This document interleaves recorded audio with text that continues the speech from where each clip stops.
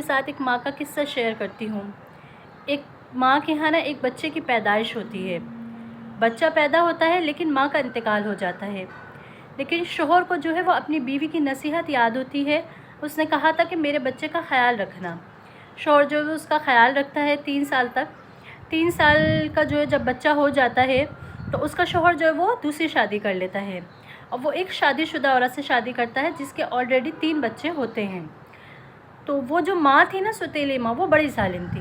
وہ بڑا مارتی تھی اس معصوم بچے کو۔ ایک دن اس ستیلی ماں کے گھر والوں کی دعوت ہوتی ہے، تو یہ یتیم بچہ بھی ان کے ساتھ کھانے کے لیے بیٹھ جاتا ہے۔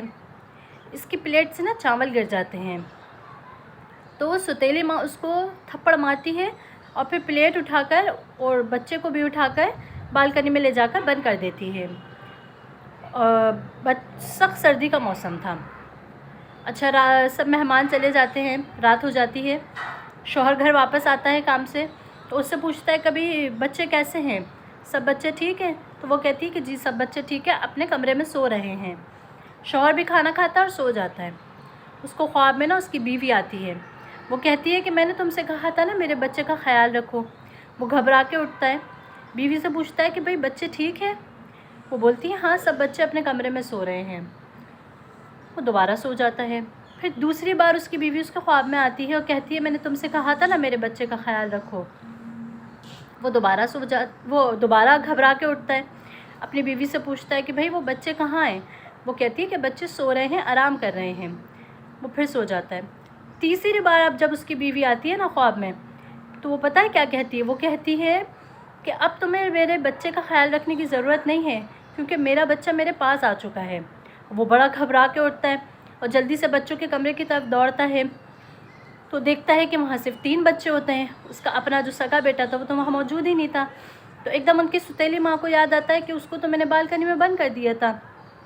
تو جب وہ بالکنی کی طرف دوڑتے ہیں، گیٹ کھولتے ہیں، دیکھتے ہیں تو وہ بچہ جو ہے چاول کی پلیٹ کے سامنے بیٹھا ہوتا ہے اور اپنا منہ جو ہے دونوں گھٹنوں کے درمیان رکھ کر اور بیٹھا ہوا ہوتا ہے۔ جب اس کا باپ اس کو ہلاتا ہے تو پھر وہ زندہ نہیں رہتا، کیونکہ سخت سردی کا موسم تھا۔ تو یہ جو واقعات ہوتے ہیں نا، یہ کوئی قصے کہانیاں نہیں ہیں۔ میں آپ کو ہمیشہ کہتی ہوں ان کو قصے کہانیوں کی طرح نہ سنا کریں۔ اس قسم کے واقعات ہماری سوسائٹی میں اکثر رونما ہوتے رہتے ہیں۔ اکثر ایسے واقعات گھروں میں آتے رہتے ہیں اور ہم سنتے رہتے ہیں۔ ہمیں چاہیے کہ ہم ان سے نصیحت حاصل کریں۔ خوش نصیب ہیں وہ لوگ جن کے ماں باپ زندہ ہیں۔ ان کو چاہیے کہ اپنے ماں باپ کی خدمت کریں۔ آپ دیکھیں کہ ماں باپ تو ہم سے خدمت کا موقع بھی نہیں دیتے۔ زیادہ تر لوگوں کو آپ نے سنا ہوگا کہ وہ یہ شکوہ کرتے ہیں کہ یار ہماری ماں نے، ہمارے باپ نے ہم سے کوئی خدمت ہی نہیں لی، بلکہ وہ جاتے جاتے ہماری خدمت کر کے چلے گئے۔ تو ہمیں چاہیے کہ ہم اپنے ماں باپ کی اہمیت کو سمجھیں، ماں کے مقام و مرتبے کو سمجھیں اور اپنے ماں باپ کا خیال رکھیں، ان کے ساتھ فرمانبرداری کا سلوک کریں، ان کی ریسپیکٹ کریں۔ اللہ تبارک و تعالیٰ سے دعا ہے کہ وہ ہمیں ماں باپ کے مقام کو سمجھنے کی اور ان کی خوب خدمت کرنے کی توفیق عطا فرمائے۔ آمین۔